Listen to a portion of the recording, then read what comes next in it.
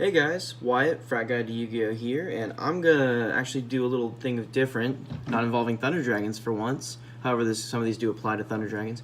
I'm gonna teach y'all 6 ways to win, or at least not lose, in time. So, I think it was 2017 or maybe last year, where Konami changed the time rules. The way it used to be is they'd call time after 40 minutes, and then you'd have 3 turns, but it would start with turn 0. So like you're starting game 3, right? You just lost, so you get to pick, you go first. Your first turn where you don't draw, your first turn is turn 0, your opponent goes turn 1, you go turn 2, and then he gets turn 3, or she, and whoever has the most life points at the end of that third turn, technically fourth turn, but third turn, is the winner. Well, they changed that because it makes it easier to do events for larger things, so they don't always have to call judges over and people don't slow play. But what they changed it to might not be the best thing from a player perspective, but it is the nature of the game, and we do need to understand that Konami does what it wants, and we just need to apply for that and maybe make it a problem. So they'll change it back or change it to something else. So now, so same scenario, you go 2 games, you win first, lose second, and then you're choosing to go first game 3. You draw your card and you say main phase 1, which is the first main phase of the turn, and they call time. And so you get to do that main phase. You don't get to go to battle phase, so you have 1 phase to do anything. You can use all the cards in your hand and whatever you can search from the deck to get a win. You just have to inflict some amount of life point damage to your opponent. And that's what I'm going to teach y'all here to do today, to not lose in that scenario. So, number 1, the first way to not lose in time, don't go into time.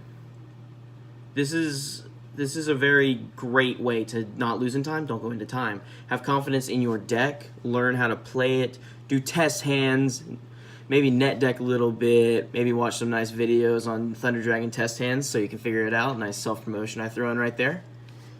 And learn your combos, do everything right so you don't go into game 3 and you don't go into time at all. Perfect scenario, you only have 2 games and you swipe them off with both of them. And now to acknowledge when you go into time, because sometimes your opponent slow plays or other things happen. A really great way to not go into time, or at least to win in time, play a deck with built-in burn damage. This is Trickstar Lycris of the Trickstar deck, and Trickstars have a built-in burn effect. Lycris says, quick effect, you can reveal this card in your hand, then target 1 Trickstar monster you control, except Trickstar Lycris, special summon this card, and if you do, return that monster to the hand. And here's the effect you want to know about in time. Each time a card is added to your opponent's hand, inflict 200 damage to them for each.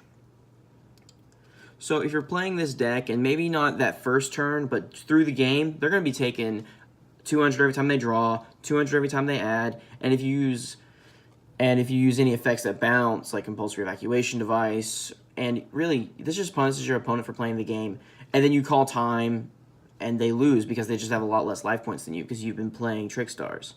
This is kind of a sacky way, and this is why this deck was really good when the new time rules were enacted, because Trickstars just burn. And game 3, they burn you, you go into time, you can't get to your battle phase to attack, but these guys have been hitting you the entire time. And that's how Trickstars function. That's number 2. Number 3 is those big sacky one-ofs, including one of my favorite cards, Gaga Cowboy. Cowboy for game is an age-old concept since the card came out, but one of the best things about Cowboy, especially now in time, if you have access to rank 4s in any capacity, you can side this card in and just drop it on the field and say, detach a material, inflict 800 damage to my opponent. Time! Oh, you lose, bro, sorry. And there's a lot of sacky one-ofs that do this. Red Eyes Flare Metal Dragon if you make rank 7s a lot. A lot of other things do this. Poison of the Old Man is actually a great counter to this card. You set it, you increase your life points by 12 if you've got 400 points more, but no one's going to side in Poison of the Old Man. Also, this is in the extra deck, which is why it's a great card to do this with, because you don't need to search for it. It's just right there when you need it, and you just make 2 2 level 4s and just lay this bad boy right there in your extra monster zone. And then just in defense position, you have to be in defense position to get its effect.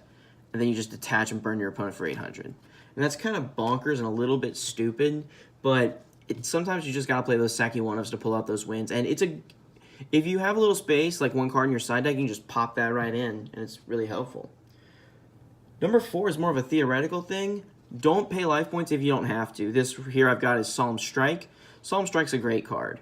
Game 1, you set this bad boy, your opponent's like, attempt to activate monster effect, you flip this over and tell them, no, forget that. You're not doing that anymore.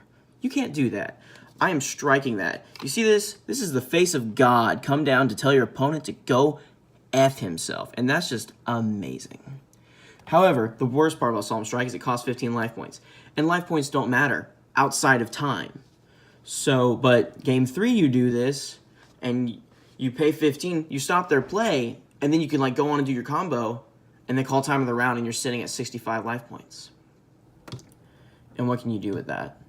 You just lose because you were playing the game, which is a crappy part of the new change, but it's what you got to do. So don't pay the life points if you don't have to, and if you can, side out your strikes and whatever else, your instant fusions.